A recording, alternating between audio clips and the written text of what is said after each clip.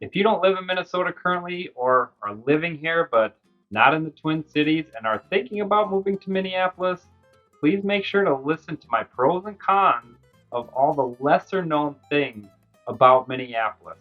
I'm Michael Kootsikas, Realtor with Northstar Real Estate and a current resident in Minneapolis.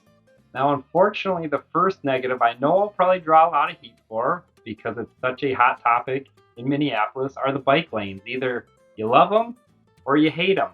And I'm more this way. There are a ton of bike lanes, and it often leads to confrontations between bikers and commuters in their cars. For me, I could do without them, but that's okay. I love Minneapolis anyway. Now, another negative for me are the Minneapolis neighborhood roads during the wintertime.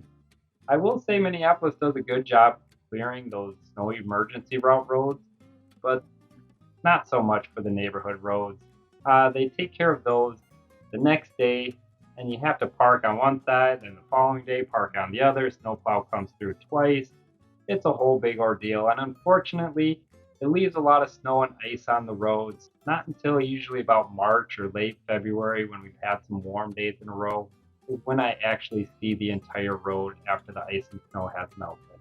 And when it gets really snowy and there's too much snow and they've done such a poor job cleaning the streets, Minneapolis only allows you to park on one side of the street for the remainder of winter or until it gets nice and warm.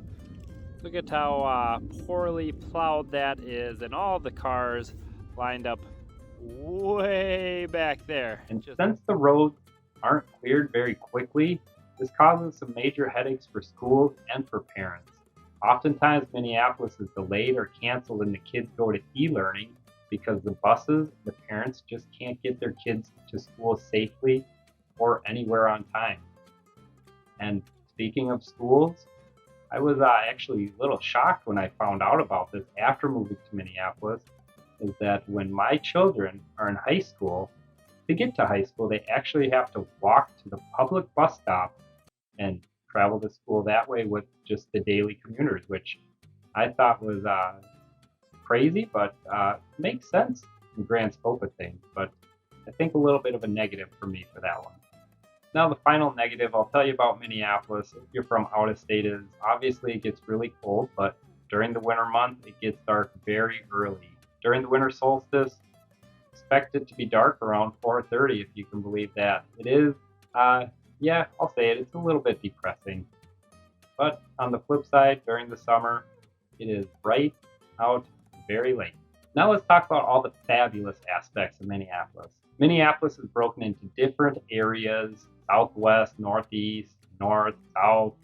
And within those areas, it's broken down further into little neighborhoods. I live in southwest Minneapolis in the Armitage neighborhood. And in my neighborhood, just like every neighborhood in Minneapolis, there's an association where Minneapolis sends funds to.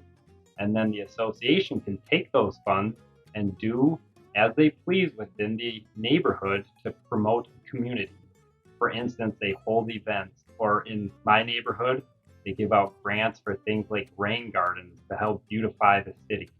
One section of Minneapolis is downtown. In downtown, there's a fabulous thing called Skyways. It gets you from building to building in those cold and rainy days without ever having to walk outside. You just cruise along, and there's all sorts of restaurants and vendors along the way, and you can just walk throughout the city without ever having to go outside. It's pretty amazing. Now, if you didn't know this, Minneapolis is actually called the City of Lakes, and within the boundary, there are 22 lakes, 13 of which are greater than 5 acres, and there are plenty of parks, fun activities to do around those lakes. It's got some great fishing too. Now, some of the lesser known positive attributes of Minneapolis are going to be some simple things like the internet. Right outside my house, I connect to fiber optic cable, and it is very fast, very cheap, very reliable. When you go outside Minneapolis, sometimes you just get stuck with one service provider, and it's expensive and not very good. Now, another great aspect, which so few people talk about, is that it has pre-softened water. This means that I don't have to buy a water softener system. I don't have to buy bags of salt and pour those heavy things into the softener all the time.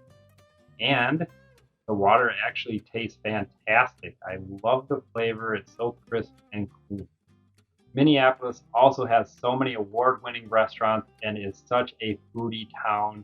There are places in each and every neighborhood, just fantastic selection of food, variety, and flavors here. Now, if you're interested in hearing more about Minneapolis or the Twin Cities, please click on this next video. We'll see ya.